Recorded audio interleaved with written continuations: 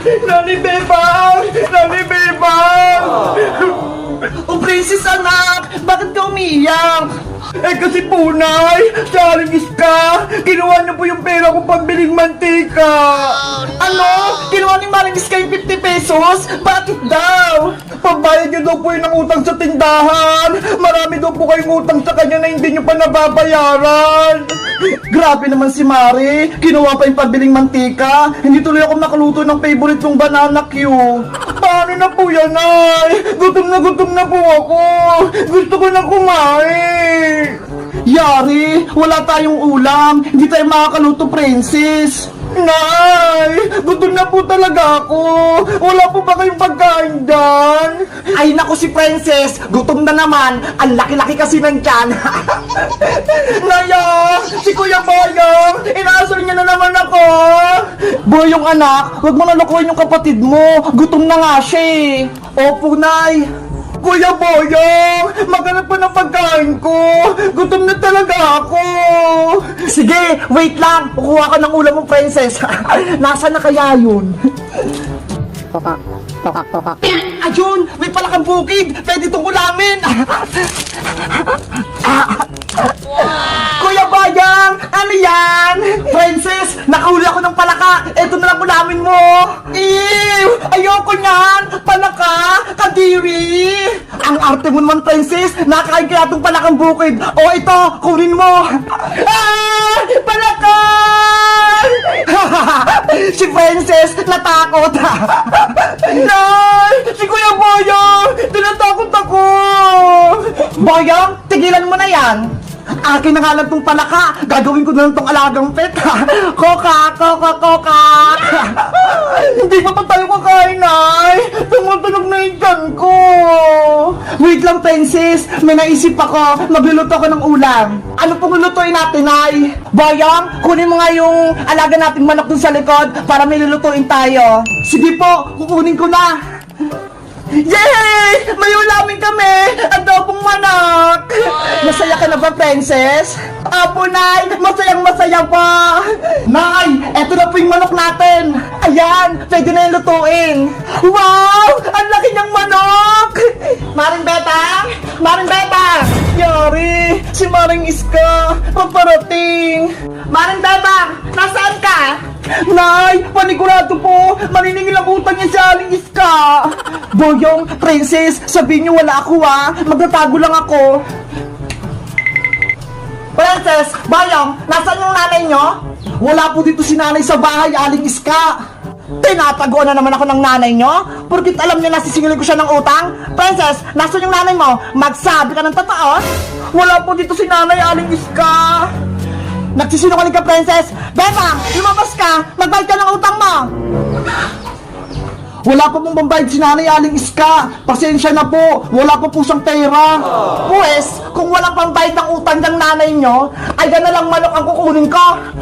Oh, no. Pwede na to! Para may pang ulam ako mamaya! Aling Iska! Ulam po namin yan! Huwag niyang kunin! Hanggat hindi pa nakabayad ng utang si Maring Bebang sa tindahan ko, lagi ko siyang sisingilin!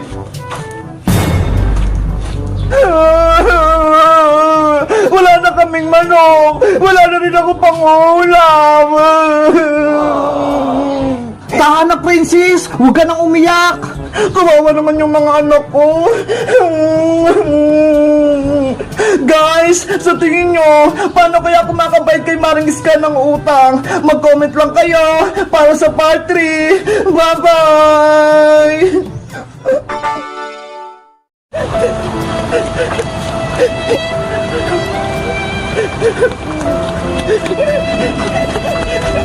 Ate Pepang! Ate Pepang! Tulungan mo ako! Sino yun? Parang may tao sa labas! Ate Pepang! Buksan mo tong gate! Basang-basa na ako! Oh no! Ay! Si Emily! Nasa gate! Emily! Ate Bebang! Wait! Lalabas ako! Yahoo! Sa wakas, nakita na ako ni Ate Bebang! Emily! Anong ginagawa mo din sa labas? Umuulan na! Ate Pepang, tulungan mo ako. Huwag ka nang umiyak, Emily. Pumasok ka na dito sa loob. Tara, pumasok tayo sa bahay namin.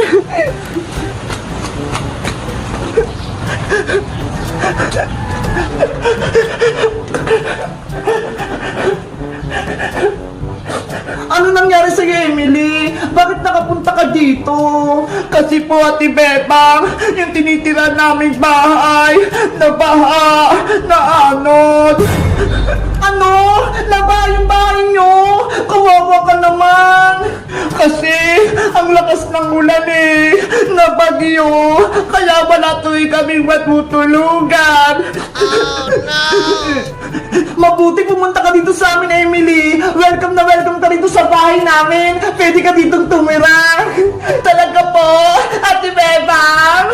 Oo naman, kasi kaibigan kita. Tsaka, namimiss na kita eh. Ang tagal-tagal na kitang hindi nakikita. Totot, narinig mo yon? Dito na tayo titira, sabi na Ate Bebang. Kumain ka na ba, Emily? Mukhang nanghina ka ha. Hindi pa nga po, Ate Bepang eh. Gutom na ako.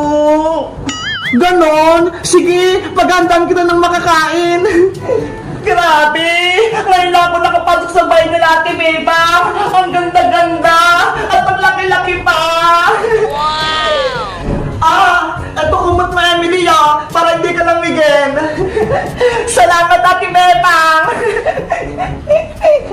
Diyan ka lang muna. Kukuha lang ako ng pagkain mo. Apa. Mabuti na lang. May tira pang pagkain dito sa bahay.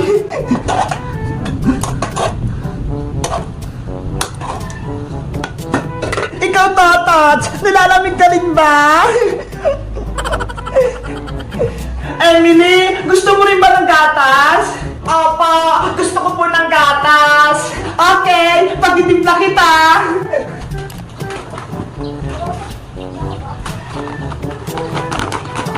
Beba!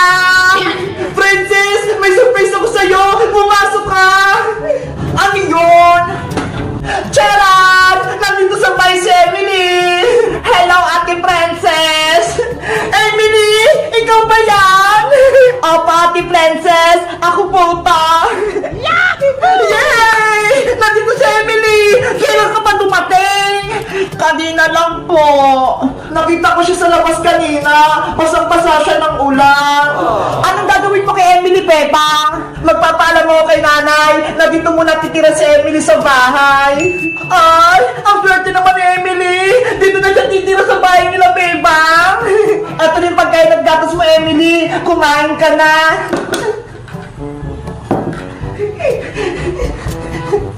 Totot, tara, kain na tayo.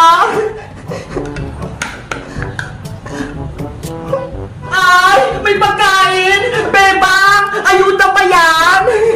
Para kay Emily lang to, Princess, kasi hindi pa siya kumakain. Ako din, Bebang, bigyan mo ko. Nabasa ako ng ulan eh. Bigyan mo din ako ng pagkain. Ikaw talaga, Princess. Gutom ka na naman. Please, Bebang! Sige na nga, magsanto ka na nga ng pagkain mo. Nainggit ka pa kay Emily. Yay! Kukuha na ako ng pinggan. Kain ka na ng kain, Emily. Pati Petang.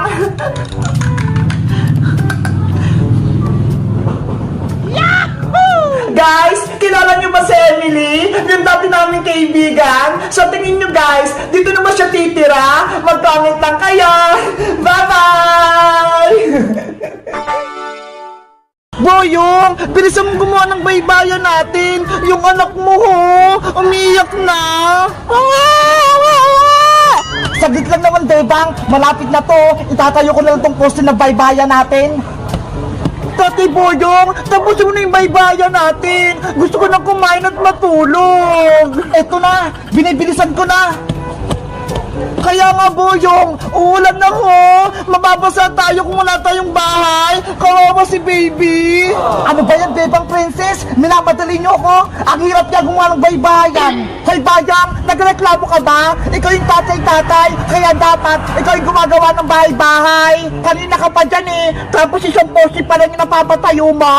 Eh kung tumulong ka kaya, Princess, para mabilis matapos. Ayoko nga. Ako yung anak-anak niyo ni Bebang eh. Kaya dapat ako kakain lang.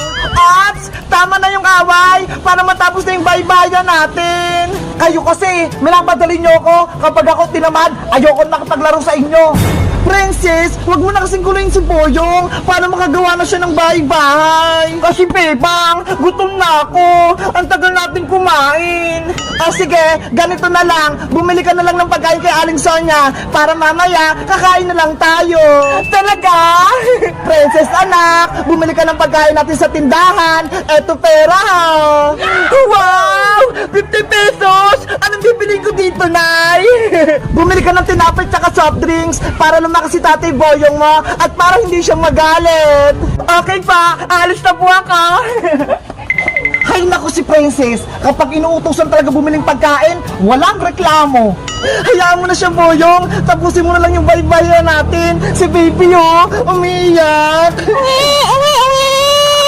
Baby anak, huwag kang mag-alala. Tatapusin ko lang yung bahay natin. Panoorin mo kung magkarpentero, ha?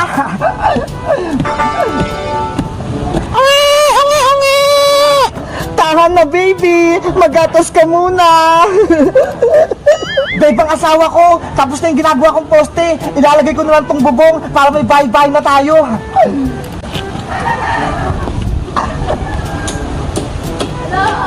Mag-ingat ka, Boyong, ha? Para hindi ka madisgrasya. Ang sweet lang mo ng asawa ko. Siyempre naman. Aling Sonia, pabili pa. Princess! Naku, si nanay. Princess, saan ka na naman galing? Kayo na pa kita hinahanap, ha? Saan ka na naman gumala? Doon lang po ako sa likod bahay nila, Bebang Nay. Naglalaro lang po kami ng baybahayan. Hapon na? Hindi ka pa uuwi? Ano, uuwi ka ba? O dito ka lang sa kalsada titira? Uuwi rin po ako mamaya, Nay. Tatapusin ko lang po yung laro namin. Kapag nagmerienda na po kami, uuwi na ako. Siguraduhin mo lang. Kung hindi, malalagot ka talaga sa akin. Opo! O siya, alis muna ako. Pupunta ako ng palengke. Bibili ako ng ulam. Ingat po kayo, Nay! Wala na si nanay! Aling Sonia, pabili po ako ng tinapay! Bebang, asawa ko! Ayos na yung bahay-bahayan natin! Tignan mo! Wow! Ang laki ng bahay-bahay natin! Ang ganda pa! Matutuwa yung anak natin si Pence nito, panigurado. May bahay-bahay na tayo. Salamat, Boyong. Gumawa ka ng bahay-bahay. Ang sipag mo talaga. Walang anuman, basta para sa pamilya ko, sisipagan ko. Bebang, pumasok ka na sa loob para makita mo. Ang ganda! Ang luwag-luwag! Ang sarap tumira dito! Guys, maganda ba yung ginawa naming bahay-bahayan? Mag-comment lang kayo para sa part 4. Bye-bye!